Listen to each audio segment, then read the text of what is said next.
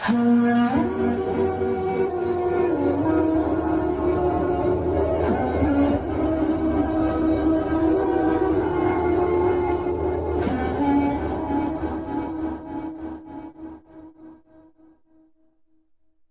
بخاری حدیث نمبر 11۔ ہم کو سعید بن یحییٰ بن سعید قریشی نے یہ حدیث سنائی کہ لوگوں نے پوچھا یا رسول اللہ کون سا اسلام افضل ہے؟ تو نبی کریم صلی اللہ علیہ وسلم نے فرمایا جس کے ماننے والے مسلمانوں کی زبان اور ہاتھ پہ سارے مسلمان سلامتی میں رہے۔ صحیح بخاری حدیث نمبر 12۔ ہم سے حدیث بیان کی عمر بن خالد نے کہ ایک دن ایک آدمی نے حضرت صلی اللہ علیہ وسلم سے پوچھا کہ کون سا اسلام بہتر ہے؟ فرمایا کہ تم کھانا کھلاؤ اور جس کو پہچانو جس کو بھی، اور جس کو نہ پہچانو جس کو بھی، ہر سب کو سلام کرو۔ صحیح بخاری حدیث نمبر 13۔ ہم سے حدیث بیان کی مصدر سے کہ حضرت صلی اللہ علیہ وسلم نے فرمایا تم میں سے کوئی شخص ایماندار نہ ہوگا جب تک اپنے بھائی کے لیے وہ نہ چاہے جو اپنے نفس کے لیے چاہتا ہے۔ صحیح بخاری حدیث نمبر 14۔ ہم سے ابو الجوان نے حدیث بیان کہ بے شک رسول